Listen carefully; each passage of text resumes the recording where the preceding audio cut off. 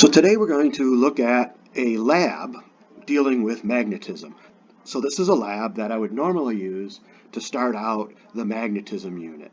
It's a little bit tough because this unit is going to require a lot of hands-on observations and stuff, and that's just not going to be very easy to do over the computer. So what I'm doing is I'm trying to find as many video clips and things like that that are similar to what I would have done in class so that you can try to visualize what's going on when we're talking about magnetism. So like I said, the first activity we would do is this opener lab. Now last week I had you watch a couple of movies and videos on magnetism, and those videos are really good, but it's really something I would have shown a little later in the unit, like maybe a couple 2 or 3 days in, so that you can know a little bit about magnetism before you see the video. But if you didn't watch them yet, it'd be good to watch them, and maybe in a couple of days to review stuff, go back and watch them again. They're pretty short. So hopefully you've done that, and hopefully you've made some sense out of that. But we'll go through all the notes, and I'll let you know everything that you need to know about magnetism, whether you picked it up from the videos or not. All right, so this is a picture of the magnetosphere around the Earth. The Earth is, from one of our videos that we saw, the largest magnet in the world. The Earth is a magnet. All right, magnetic fields are caused by moving charges, and the core of our Earth is a bunch of moving charges. So this is the Earth's magnetic field and what it would look like from space if we could see it. Now, several of you have seen a string hanging from the ceiling near the door by my teacher's desk. Well, what that string is for is actually what I do is I hang a magnet that looks like this from that string, and when this magnet is free to rotate, what it will do is it will align itself with the Earth's magnetic field. So the north will point up toward Wisconsin and the south will point toward the wall behind my desk. So if I move the magnet 180 degrees and then we watch it, over the course of about 15-20 minutes, it'll stop wiggling back and forth and be realigned to the north. All right, so that's what happens when a magnet is placed in a magnetic field. It automatically aligns itself with that magnetic field. There we go, there's the answer. The north end of the magnet aligns itself with the magnetic field. Another thing we can do is if we have a magnetic field, maybe something from a big magnet on the desk, there will be a magnetic field around that magnet. We can find the direction of that magnetic field. It's a lot like electric fields. We couldn't really find the direction of an electric field very easy, but with a magnet, we can find the magnetic field just by simply putting compasses inside that magnetic field. So for example, this little magnetic field that I have here, if I want to find the direction of the magnetic field, I would just place compasses along different locations and draw an arrow, and the direction of the arrow is the direction of the magnetic field. So that's what we would be doing in this class. We would be doing a bunch of labs with compasses and mapping out magnetic fields around different things. So let's look at a compass. How do we know this north end of a compass? Well, there's a whole bunch of different ones. All right, if we start from the top left, all right, the red arrow is generally the north end. The one below it also shows the red arrow at the north. The compass in the middle is kind of strange. That shows a white tip being in the north because that's different. So sometimes you have a whole needle that might be black and they'll put just a little paint on it or something, and that tip is what shows us the north. And then lastly, here's another compass. Some of you, if you're in Scouts or do some navigation, this is probably one you're very familiar with. This is a really common compass used in navigation. And this one has a black and a red, but then again, it has a white tip on it that shows the north. And on this compass, the white tip is actually see in the dark. So if you shine your flashlight on it, the white tip will be pointing north with the flashlight turned off. So that's what we call phosphorescence, which is something we'll learn later on this year.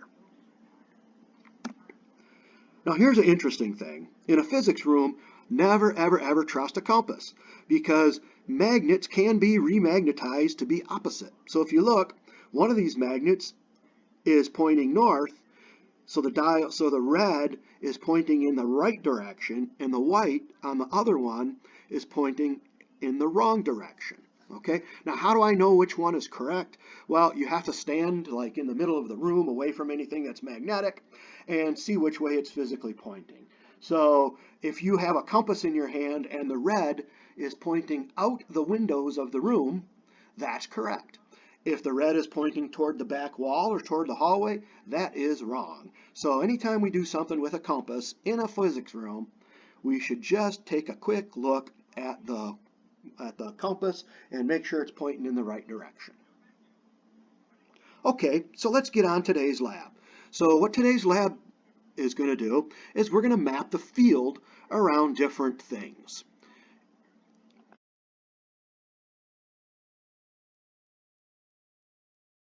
For our first station, we want to look at which way the magnetic field goes around a bar magnet. So let's take a look at something we've already looked at in some of the videos. We've learned that the magnetic field will flow from north to south, and that can be seen when we place a compass in this magnetic field. If you recall, if you put a compass in a magnetic field, all right, it will align itself with the direction of the magnetic field. Well, if the north arrow is pointing this way, all right, toward this end of the magnet, well, we know that opposites attract. So the north arrow of the compass will point toward the south magnetic pole. All right, so if we want to find the direction of a magnetic field, all we have to do is place a compass in different locations and draw the direction of the arrow. So let's take a look. In your lab, you would have this laid out, and we're just going to show you the direction of the magnetic field if I were to place compasses in this magnetic field. So let's go. So here's our first compass. Okay, boom, we're pointing away. Okay, it's away. The compass is going to flip itself at the very center to start pointing in the other direction. Now it's toward. Now it's toward. It's still toward, but it's tilted a little bit. All right, if you notice, what happens? This and this are symmetric. This and this are symmetric. So this must be symmetric with that, which it is. So we can see that our magnetic field is kind of flowing like this, all right, around in a circle. So it flows around in a circle. If we put more here and here, it would get more of a circular pattern, but because we're so close to this end, it's not really pointing that way yet, all right? If I had one like right here, it would start pointing this way really quick, okay? So around these ends, it's flowing out of the north. It's going toward the south here, and then toward the south. So the field flows out of the north and into the south. That means which end is north and which end is south. There's my north, and there's my south.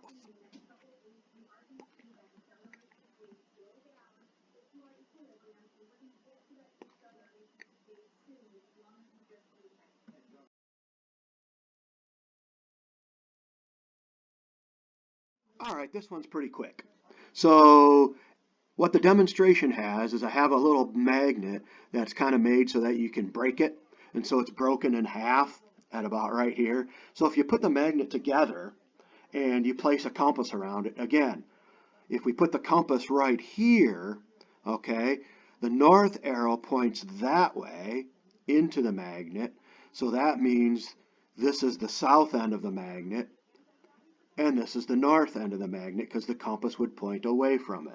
Remember, magnetic field goes from north and into the south.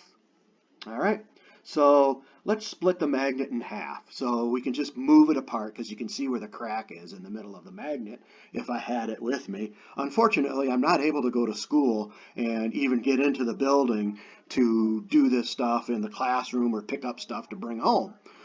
Because we are completely locked out of the whole school building and grounds and everything. So I'm doing the best I can. So if we split that magnet in half, so we put a break in it right here, all right, well, what's going to happen? That north stays a north, and that south stays south, and then this opposite piece becomes a north and a south. They stay in the same exact alignment. One of the things you might have seen in some of the videos, I know it's been in there, but geez, it's a week ago, so you might not remember it. But they say that magnets cannot exist as a monopole, all right? They cannot just be by themselves, like a south chunk and a north chunk. That's one of the main differences between electric charges and magnets. An electric charge, you can have something that's charged positive, and it's just positive. You can have something that's charged just negative, and it's negative. All right, you can't have just a north piece of magnet. All right, they always have to exist together, and we call that a dipole. Monopole would be charges, one pole. Dipole, di meaning two, would be two poles because they can only be in two poles. Now there's some really fancy magnets that are manufactured that are like quadrupoles and things like that, but those aren't a natural magnet that's exist. Those are something that people have glued things together to make magnets for special applications to, like I said, to make a mono or a quadrupole or something like that. All right, so that's the basic principles of a magnet. When you break it, its fields stay exactly the same. They just become two smaller magnets.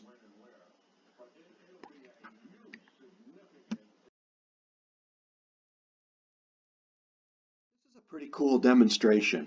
Fortunately, a couple years ago, I made a video of it, so I'm going to explain it first, and then I'll link to the video, or I'll just transition to the video and show you what actually happened, so you can actually see this one.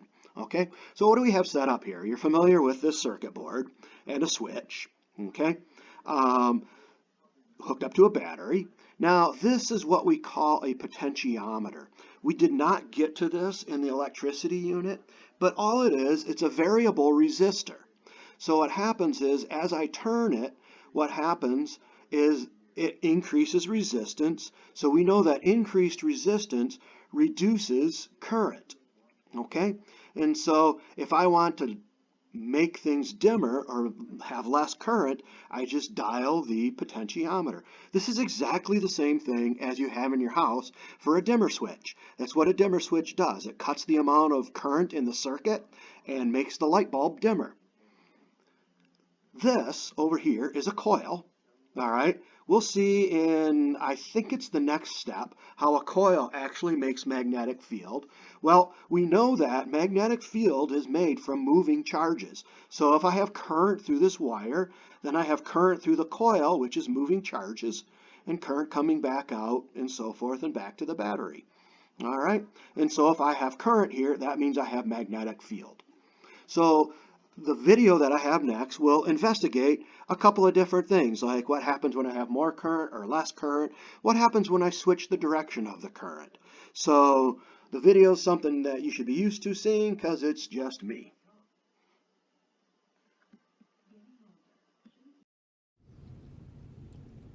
In this example, we'll take a look at the effect of current on the strength of the magnetic field.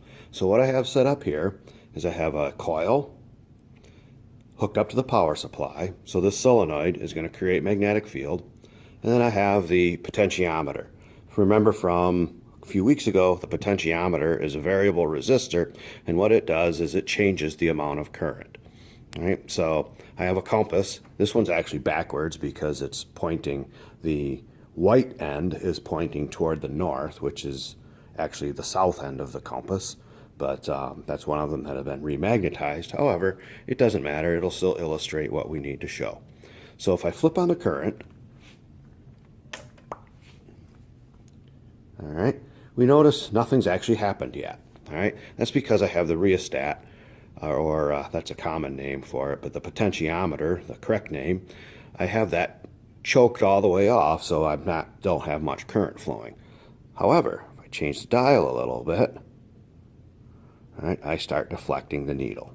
All right, so now I'm up to like 1.2 amps, all right, of current, and you can see as I reduce the current back down to 1/10 of an amp, all right, we don't have much magnetic field. All right, we still have a little bit there, but not much. What happens is magnetic field is a function of distance as well. So I could crank this all the way down, and let's see if I still have a little bit there.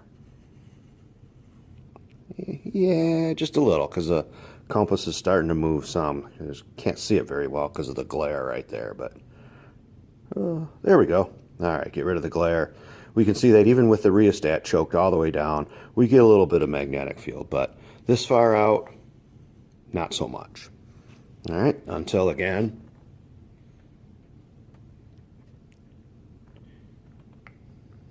crank the current up, boom, needle deflects toward the solenoid. Okay?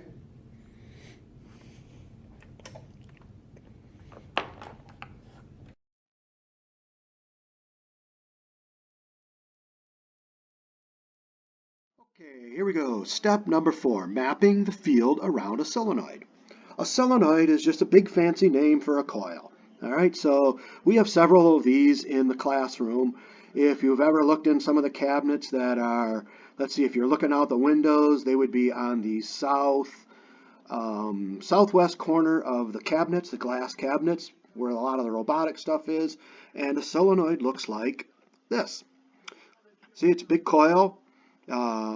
This is open on the inside, which allows us to do some experiments, so it's kind of cool. So again, you can see that these are the regular banana jacks that we've used before, so we can hook a power supply up to this side and a power supply up to this side and run current through it.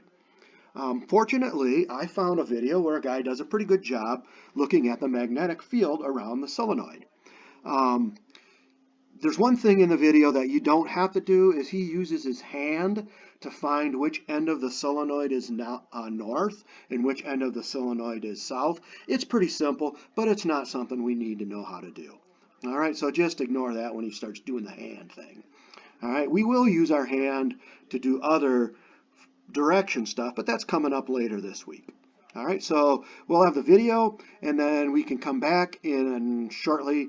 It's like a minute or two long. After it's done, I'll explain a couple things to you. Okay, about to show the magnetic field due to a solenoid. A solenoid is just a coil of wires with many, many different turns. First thing I want to show you, if I put the red, which is the positive current flow, notice there's a little wire there. That wire shows that the current, or that the wire is wrapped this direction. Well, if you imagine that there's water going in, water would flow this way and would flow over the top of this solenoid. Or if I put it on the table, then the current is flowing down the front, around the back. That would be north. So this would be a south pole. Now we've put it perpendicular to the Earth's magnetic field, roughly, and let's see what happens with the magnets, or with the compasses. Exactly as suspected.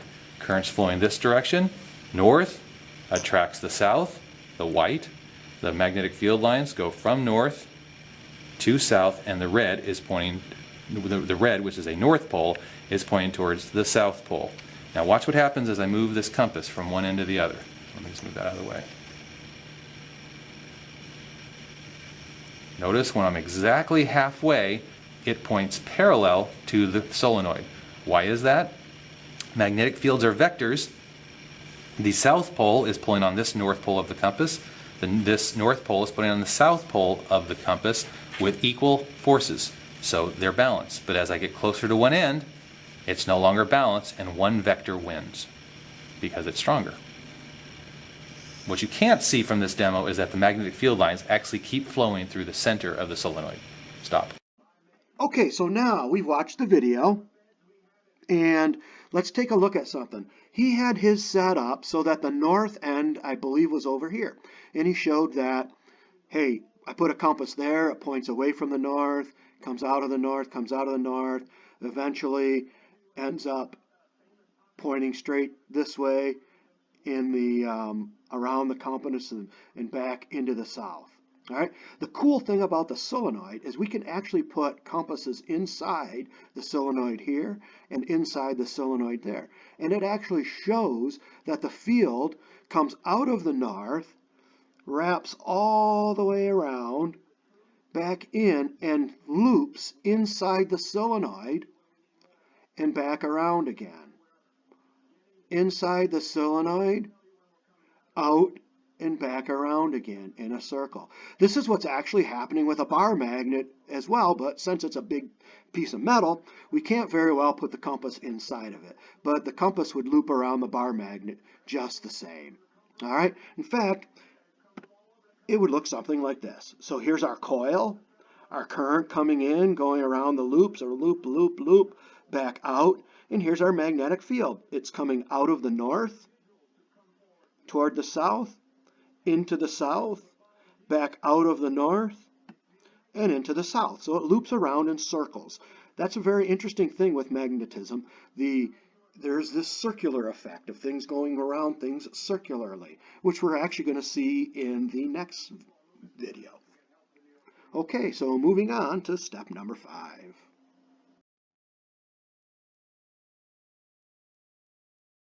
Here we go, Ampere's rule. Ampere's rule shows the direction of magnetic field around a wire. Okay, so we already know that moving charges creates magnetic field. All right, so current in a wire is moving charges by definition, so it must create magnetic field. And in fact, we've seen that with the mapping around the solenoid, the other one that had the solenoid where we turned the current up and down. All right, and so we saw that, yes, current does cause magnetic field. All right, so we have an apparatus set up. This picture will look a little bit more, or make a little bit more sense when you actually see the video. In the video, I have it reversed. So I have that big circle on the left-hand side and so forth. So I guess I didn't realize it when I actually made the video that I had the drawing one way and the video the other way. So again, it's a video of me, so just watch the video and be able to describe what happens to the current. All right, when I turn it on, what pattern does it make around the wire? And then what happens to the current what happens to the direction of the magnetic field when I change the direction of the current. So that's the two things you're supposed to get out of this. What way the magnetic field goes relative to the wire, and what happens when I reverse the current.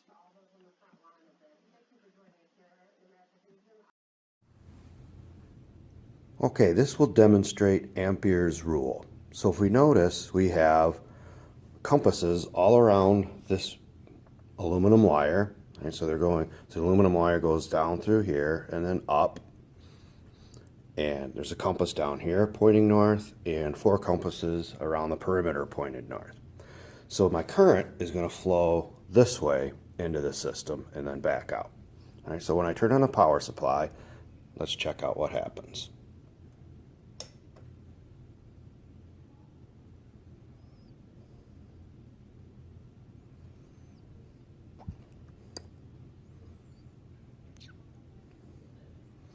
So if you notice, what happens is all of the compasses now are going around in a circle. All right, so the magnetic field around the wire is in a circular pattern. We can see this because the norths out here point that way, then this way, then around like that, and around like that. So if you take your right hand and stick your thumb in the direction of the current, the field actually goes that way in the direction of your fingers. All right, so just like that around there. We can even see that on the bottom because underneath the current's going this way. So if we curl our hand around the wire that way, that means the north under the wire is going that way. And if I take this compass, put it around top, now the north goes the other way. All right, so on top of the wire, the magnetic field's going this way, and under the wire, the magnetic field's going that way. All right, second part, what do we want to do? We want to switch the current. So I'm just going to switch the leads in the power supply, and look what happens to the arrows. Now notice, remember, around the top, they're going counterclockwise.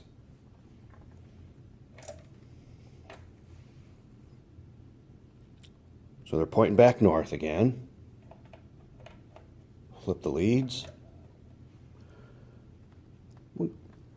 And now they reverse, because now the current's coming from the top and down. So since the current's going from the back opposite direction, the magnetic field is now traveling in the opposite direction. All right, so that's Ampere's rule. Why do we have electric current creating magnetic field? Well, if you remember, current is charge per time. So we have moving charges that are creating the magnetic field. Boop.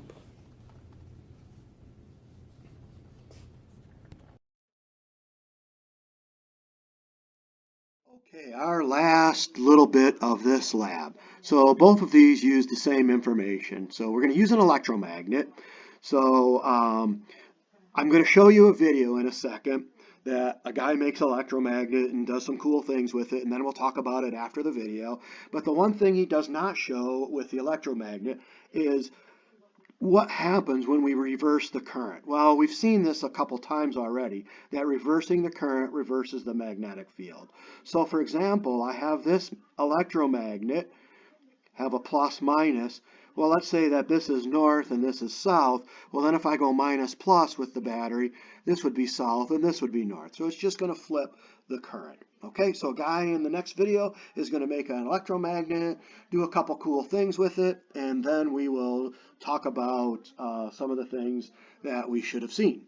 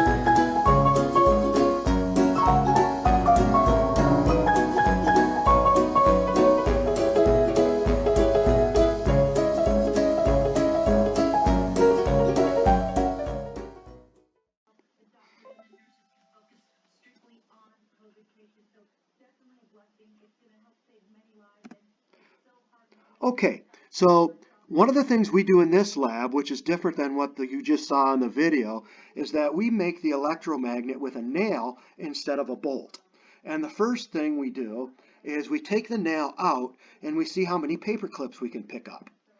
And you'll notice, well, if we were doing it, if I had the material here to do it, if we were doing that, it wouldn't pick up very many paper clips, maybe one if you're lucky.